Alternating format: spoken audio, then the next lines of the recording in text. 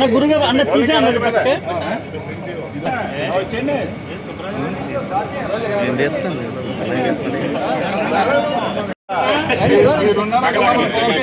Subsidy వెంటనే డ్రోన్లతోనూ ఎకరాలతోని సంబంధం లేకుండా సబ్సిడీ వెంటనే డ్రోన్లతోనూ ఎకరాలతో సంబంధం లేకుండా సబ్సిడీ వెంటనే డ్రోన్లతోనూ ఎకరాలతో సంబంధం లేకుండా విద్యుత్ సబ్సిడీ వెంటనే రూపాయిన్నరకి విద్యుత్ సబ్సిడీ వెంటనే విద్యుత్ సబ్సిడీ వెంటనే సబ్సిడీపై ట్రాన్స్ఫార్మర్ వెంటనే సబ్సిడీపై ట్రాన్స్ఫార్మర్ వెంటనే రూపాయిన్నరకి విద్యుత్ సబ్సిడీ వెంటనే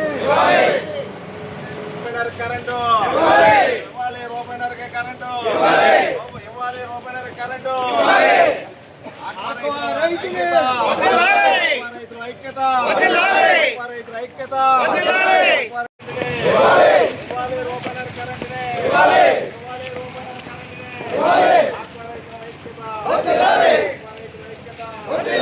ఐక్యత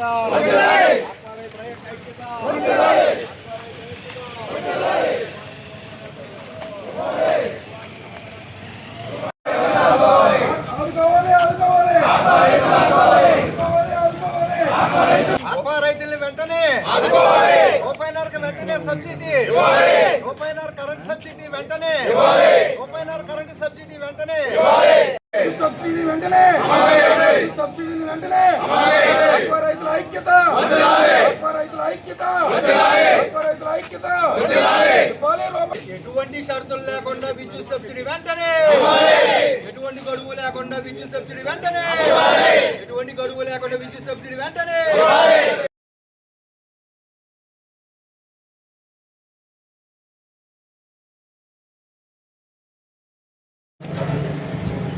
వాయిస్ తీసుకోండి.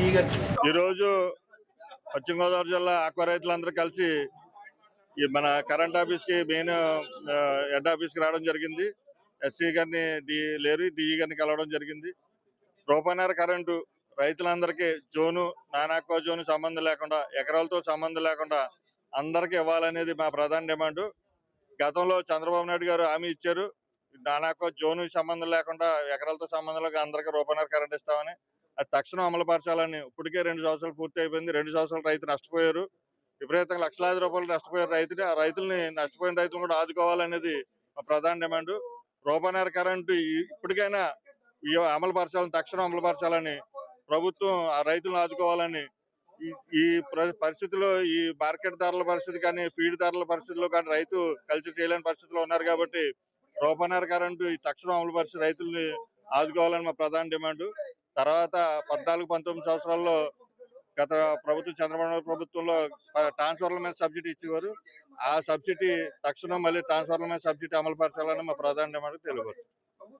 ఏదైతే ప్రస్తుత ప్రభుత్వం ఎలక్షన్ హామీకి ఆక్వా రైతులు, ఈ రాష్ట్రం ఆక్వా రంగం మీద ఆధారపడి ఉంది కాబట్టి గత ప్రభుత్వంలో ఏదైతే ముందు ఇస్తానని చెప్పి షరతులు విధించారో ఆ షరతులు ఏవి లేకుండా మేము అధికారంలోకి రాగానే రూపాయిన్నరకి ఎటువంటి షరతు లేకుండా అన్ని రకాల రొయ్యల చెరువులకి రూపాయిన్నరకి విద్యుత్ సబ్సిడీ ఇవ్వటం అనేది హామీ ఇవ్వటం జరిగింది. సరే, లోటు బడ్జెట్లో ఉన్న ప్రభుత్వం ఇవాళ ఇస్తారు రేపిస్తారు అని చెప్పి మేము కళ్ళు కాయలాగా ఎదురు చూసి 2 సంవత్సరాల పైచిలుకు అయ్యింది.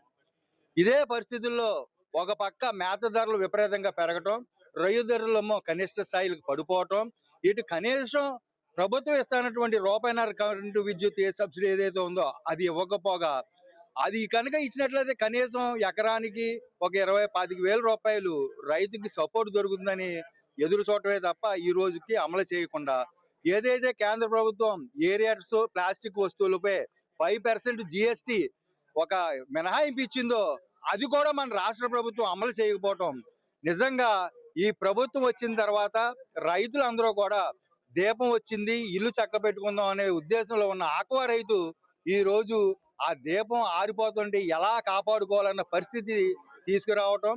దీనికి లోపాలను ఏదున్నా సరే ముఖ్యమంత్రి చంద్రబాబు నాయుడు గారు కానీ, అదే విధంగా ఉప ముఖ్యమంత్రి పవన్ కళ్యాణ్ గారు కానీ, లోకేష్ గారు కానీ దీనిపై వెంటనే ఎటువంటి షరతులు లేకుండా, ఎటువంటి గడువు కాలయాపన లేకుండా ఎప్పటికైనా రూపాయిన్నరకి విద్యుత్ సబ్సిడీ వెంటనే అమలు చేయాలని చెప్పి మేము కోరటం జరుగుతుంది. అలా కాని పక్షంలో రైతు ఇటు రెయ్యి మేత ధరలు పెరిగిపోయి ఎక్స్పోర్టర్లో కనీస గిట్టుబాటు ధర ఇవ్వని పక్షంలో ఆత్మహత్యలే రైతులకు సరైన కాబట్టి సత్వరమే ఒక ప్రభుత్వం స్పందించి వెంటనే రూపాయిన్నరకి విద్యుత్ సబ్సిడీ ఇవ్వడానికి ఎటువంటి గడువులు లేకుండా ప్రకటించాలని మేము కోరటం జరుగుతుంది. వచ్చి 2 సంవత్సరాలు గడుస్తుంది. రైతుల మేమందరం కూడా రైతుల భాగస్వామ్యంతో ఏర్పరచుకున్న ఈ ప్రభుత్వం కూడా ఇంకా మేనమేషాలు లెక్కెడుతూ విద్యుత్ సబ్సిడీ ఇవ్వకపోవడం అనేది చాలా అత్యంత దారుణం. ఎందుకంటే ఈ విద్యుత్ సబ్సిడీకి రిజిస్ట్రేషన్కి లింక్ పెట్టారు. రైతు అందరూ కూడా రిజిస్ట్రేషన్ చేసుకున్నారు. ప్రతి ఒక్క రైతు సబ్సిడీ కోసం రిజిస్ట్రేషన్ చేసుకున్నారు. కాబట్టి విద్యుత్ సబ్సిడీకి రిజిస్ట్రేషన్కి దయచేసి ముడిపెట్టొద్దు. రూపాయిన్నర సబ్సిడీ ఏదైతే ఇస్తున్నారో ఎన్నికల హామీలో భాగంగా తక్షణం అమలు చేస్తేనే ఇవాళ రైతు చెరువులు చేయగలడు. లేని పక్షంలో చెరువులు మానేసి మళ్ళీ వ్యవసాయం వైపు పరుగులు పెట్టాల్సిన పరిస్థితి ఏర్పడింది. ఒకవైపు ఫీడ్ సంక్షోభం, మరోవైపు ఈ ఎక్స్పోర్ట్ ప్రైస్ ఏదైతే ఉందో కేజీకి 50 రూపాయలు తగ్గించి రైలు ఏదైతే కొంటున్నారో ఇంత సంక్షోభంలో ఉన్నటువంటి రైతులను ఆదుకోవాల్సిన తక్షణ సమయం ఇది. దయచేసి చంద్రబాబు నాయుడు గారు, ముఖ్యమంత్రి గారు, ఇటు ఉప ముఖ్యమంత్రి గారు, లోకేష్ గారు, విద్యుత్ శాఖ మంత్రి గారు అందరూ కూడా కలగజేసుకుని మత్స్యశాఖ కమిషనర్ కానీ లేదంటే మత్స్యశాఖ మినిస్టర్ గారు అయినటువంటి అచ్చెన్నాయుడు గారు కానీ తక్షణం రైతులను ఆదుకోవాల్సిన సందర్భం ఉంది. కాబట్టి రూపాయిన్నర సబ్సిడీని తక్షణం అమలు చేయాలని రైతులందరి తరఫున కోరడం జరుగుతుంది. అప్పుడు ప్రతిపక్ష నాయకుడు చంద్రబాబు నాయుడు గారు విజయవాడలో ఆక్వా రైతుల మీటింగ్ పెట్టి మీకు నేను జోన్లతో సంబంధం లేకుండా రైతులతో ఎకరాలతో సంబంధం లేకుండా ప్రతి రూపాయిన్నరకే కరెంట్ ఇస్తాను, ట్రాన్స్ఫార్మర్ సబ్సిడీ ఇస్తానని వాగ్దానం చేయడం జరిగింది. దాన్ని మేము విజయవాడ నుంచి వచ్చి ప్రజల్లోకి తీసుకెళ్ళాం. ఇలా రేపొద్దున గవర్నమెంట్ చంద్రబాబు నాయుడు గారు ఈ సమస్యని తీరిపోతే ఈ సమస్యని బయటెట్టి ఈ ఆక్వాన్ని బతికించుకుందాం అనే ఉద్దేశంతో మేము ఆ రోజు రైతులందరికీ చెప్పడం జరిగింది. రైతులు ఏ మీటింగ్ లో చంద్రబాబు నాయుడు చెప్పారో నమ్మి ఈ ప్రభుత్వానికి ఓటేస్తే ఈ రోజు జరిగేది 2 సంవత్సరాలైనా ఆ రోజు వేదిక మీద చెప్పిన ప్రతిపక్ష నాయకుడి మాట ఈ రోజు ఒక్కటి కూడా అమలు కాల.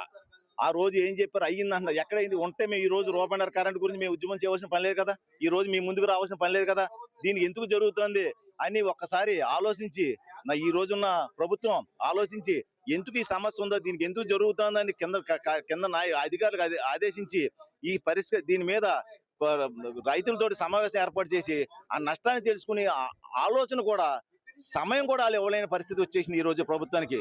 ఇలాగే జరిగితే మీరు ఇస్తారా ఎవరా 2 మొక్కల వేదిక మీద మేము మాట్లాడిన తప్పు మేము ఇవ్వలేమని చెప్తే చెప్పండి, లేకపోతే ఈ సమస్యను పరిష్కరించండి. ఈ సమస్యను పరిష్కరిస్తే ఈ ఆక్వా రంగం ఇవాళ దేశానికి అత్యధిక రెవెన్యూ తీసుకొచ్చుతున్న ఇవాళ విదేశీ మార్కెట్ తీసుకొస్తుంది కాబట్టి మీరే చెప్పారు కాబట్టి మీరు దాన్ని రక్షించవలసిన బాధ్యత పూర్తిగా మీ మీద ఉందా? దీన్ని ఓటు రాజకీయాల కింద మానేసి ఒక రైతును ఆదుకునే విధంగా, కుటుంబాలను నిలబెట్టే విధంగా, ఆత్మహత్యలను ప్రోత్సహించకుండా ఆత్మహత్యలను కాపాడే విధంగా మీరు చేయగలుగుతారని మీ ద్వారా మీడియాకి నేను విన్నవించుకుంటున్నాను.